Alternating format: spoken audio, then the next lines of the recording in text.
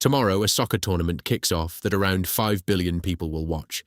More than half the human beings alive right now.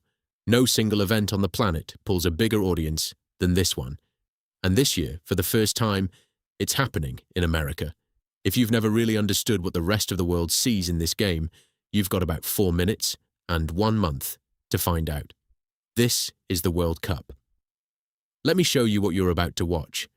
Every 4 years, almost every country on Earth spends 3 years playing just to reach one tournament. Over 200 nations enter. Only 48 make it.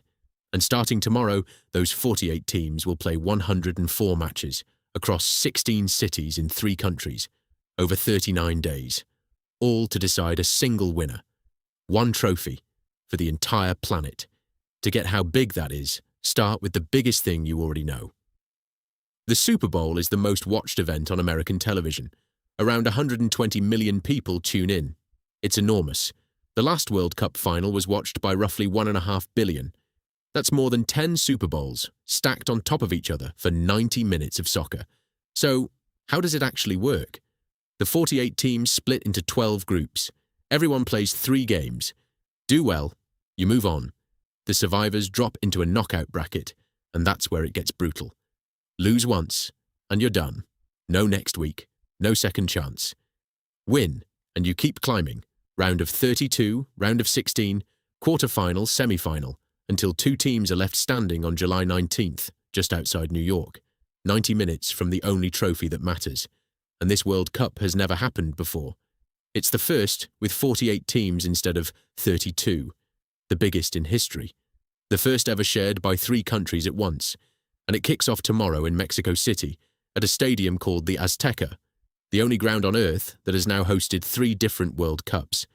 Pelé won one there in 1970, Maradona in 1986. Tomorrow it starts again, on the exact same grass. Now here's the part that catches every American off guard. This game doesn't play like your sports. There are no timeouts, no commercial breaks stitched into the action. The clock counts up instead of down, and it never stops. The referee just decides at the very end how much extra time to add on. And a match can end in a tie, with nobody winning at all. 90 minutes sometimes, and the scoreboard never moves.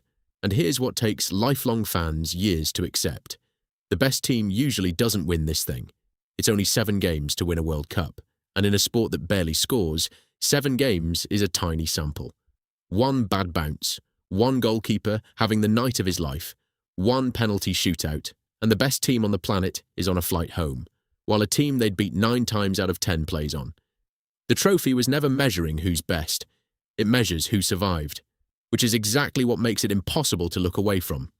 Because for the next month, 48 countries are going to live and die on this.